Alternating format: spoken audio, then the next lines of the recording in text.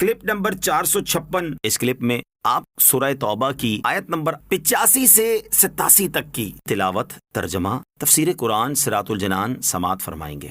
بسم اللہ الرحمن الرحیم۔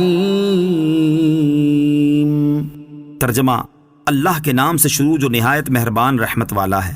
وَلَا تُعْجِبْكَ أَمْوَالُهُمْ وَأَوْلَادُهُمْ إِنَّمَا يُرِيدُ اللَّهُ أَن يُعَذِّبَهُم بِهَا فِي الدُّنْيَا وَتَزْهَقَ أَنفُسُهُمْ وَهُمْ كَافِرُونَ۔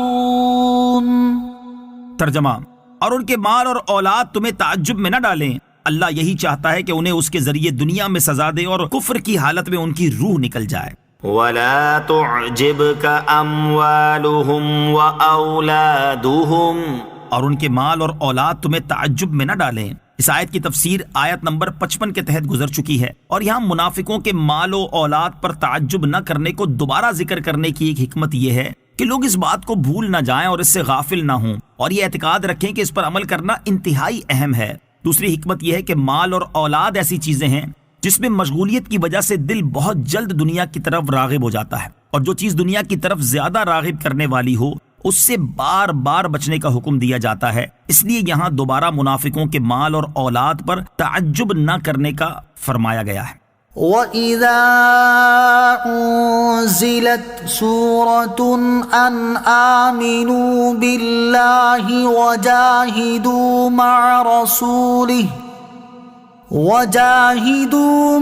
رَسُولِهِ اسْتَأْذَنَكَ أُولُو الطَّوْلِ مِنْهُمْ وَقَالُوا ذَرْنَا نَكُن مَّعَ الْقَاعِدِينَ رضوا بأن يكونوا مع الخوالف وطبع على قلوبهم فهم لا يفقهون۔ ترجمہ، اور جب کوئی صورت نازل کی جاتی ہے کہ اللہ پر ایمان لاؤ اور اس کے رسول کے ہمراہ جہاد کرو تو ان کے قوت و طاقت رکھنے والے تم سے رخصت مانگتے ہیں اور کہتے ہیں کہ ہمیں چھوڑ دیجئے تاکہ بیٹھے رہنے والوں کے ساتھ ہو جائیں۔ انہیں یہ پسند آیا کہ پیچھے رہنے والی عورتوں کے ساتھ ہو جائیں، اور ان کے دلوں پر مہر لگا دی گئی تو وہ کچھ سمجھتے نہیں۔ آمنوا باللہ وجاہدوا مع رسولہ، اللہ پر ایمان لاؤ اور اس کے رسول کے ہمراہ جہاد کرو۔ بعض علماء نے اس آیت کی بنا پر فرمایا کہ ایمان کے بعد جہاد کا درجہ ہے، اور جہاد اعلیٰ درجے کی عبادت ہے کہ رب تعالیٰ نے اسے ایمان کے بعد ذکر فرمایا، مگر حق یہ ہے کہ نماز سب سے اعلیٰ درجے والی عبادت ہے کہ جہاد اس کے قائم کرنے کے لیے ہے۔ یہ آیت اس خصوصی موقع کے لحاظ سے ہے جب جہاد کی سخت ضرورت تھی۔ قدرت کے باوجود دین اسلام کی مدد نہ کرنے کی مذمت۔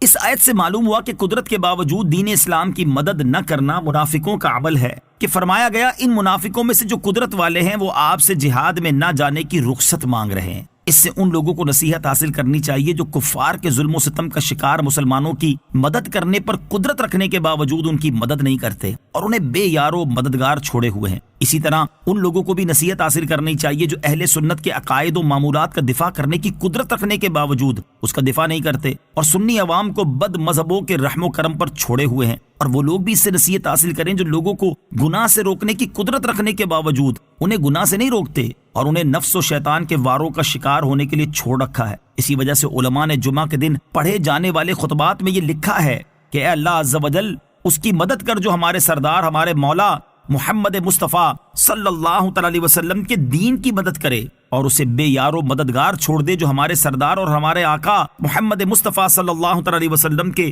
دین کو فراموش کر دے۔